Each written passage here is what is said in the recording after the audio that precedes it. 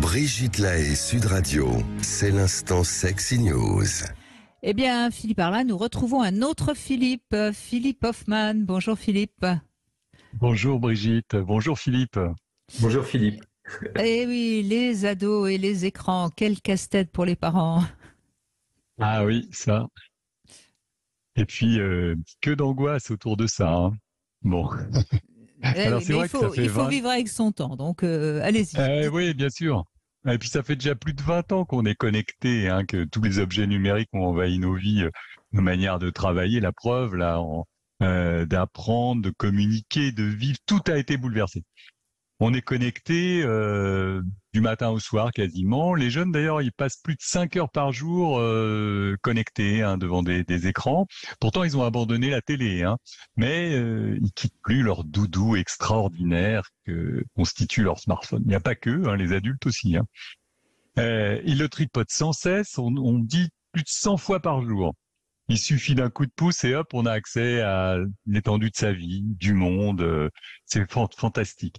D'ailleurs, si ils l'égarent, c'est la catastrophe. On les ampute d'un troisième bras. Ils deviennent anxieux, nerveux et encore plus irritables que d'habitude. Il y a même une pathologie qui arrive, que certains développent avec la crainte maladive de perdre son objet favori. On appelle ça la nomophobie, no-mobile phobie. Donc ça, à mon avis, ça concerne pas que les jeunes. Il y a beaucoup de Non, je parents suis qui d'accord. sont il y a beaucoup de parents qui sont affolés par ça, et même si eux-mêmes ils sont assez dépendants de leur mobile, ils pensent que leur progéniture est totalement accro. Bon, ce jouet fabuleux de la com, il est d'ailleurs un peu paradoxal puisque depuis qu'on communique sans cesse, on ne se parle plus.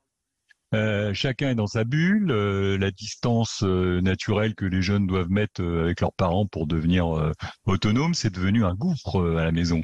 On partage plus rien, on mange plus ensemble, on évite tous les contacts. Normal, on est connecté. Alors les ados, ils ont tous leurs réseaux favoris, TikTok, Instagram, Snapchat, bien d'autres. Mais ils se sont exclus de Facebook depuis que leurs parents sont devenus leurs amis. Pas question que les parents se mêlent à l'intimité des jeunes, hein. Donc, grâce à ça, ils restent en contact avec leur groupe local. Ils partagent tout, des photos, des vidéos, des SMS. Et en fait, ils continuent leur journée sous la couette. Et c'est une communication locale, numérique. Alors, bien sûr, il y en a qui s'exhibent un peu plus pour avoir des likes. Il y a même certaines filles, vous savez, qui suivent des influenceuses idéales, qui se perdent au jeu du toujours plus belle.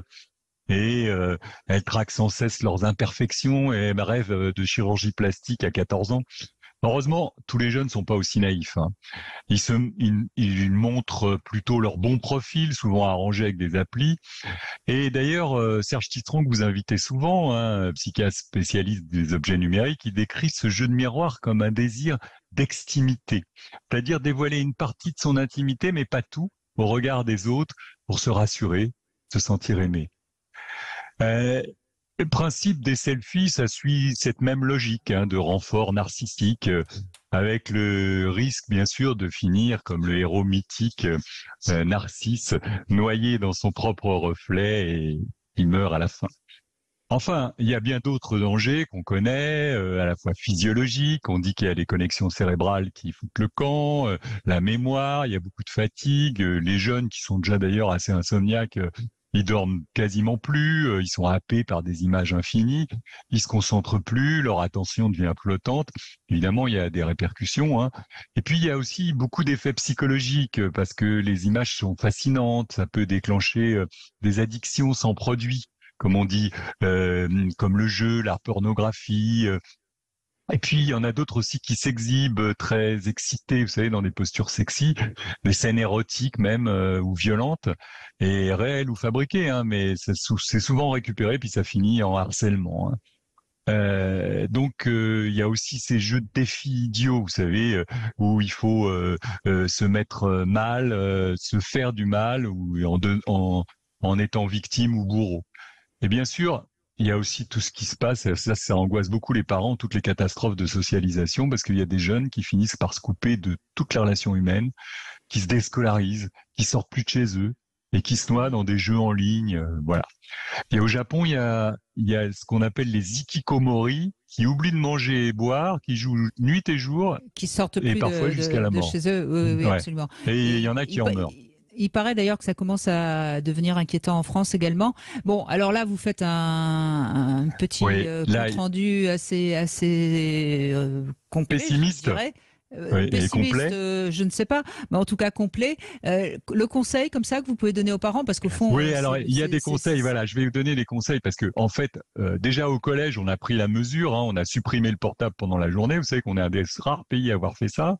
Euh, il y a des cellules de crise qui sont instaurées en cas de harcèlement. On peut déposer des plaintes policières. On peut supprimer des images compromettantes.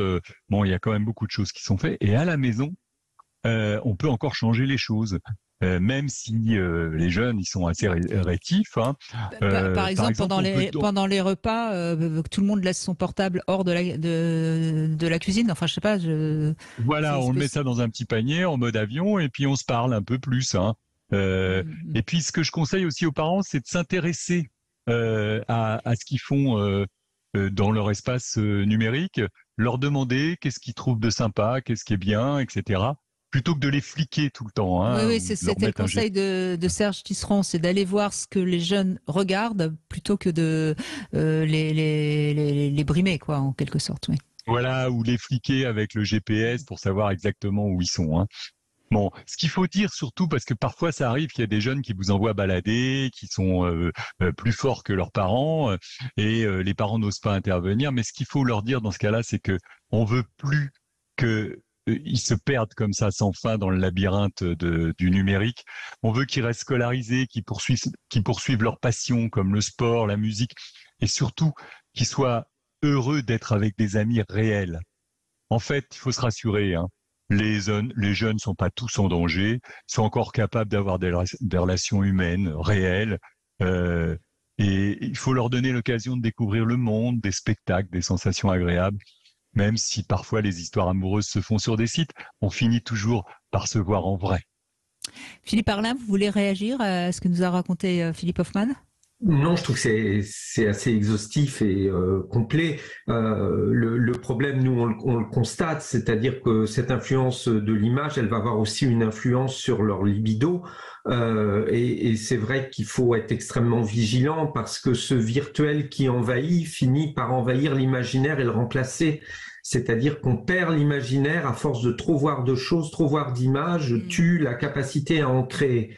Et je travaille beaucoup avec des jeunes, et c'est un peu nouveau que les jeunes consultent les sexothérapeutes, parce qu'effectivement, il y a comme une espèce de saturation d'images et d'incapacité à créer son propre champ imaginaire et son propre champ fantasmatique. Donc oui, il y a pour moi un point de travail extrêmement important lié à l'image en tant que telle. Oui, c'est très juste. Oui. Pour plein d'images. Eh ben, Oui, merci c'est tout beaucoup, à fait, Philippe Hoffman.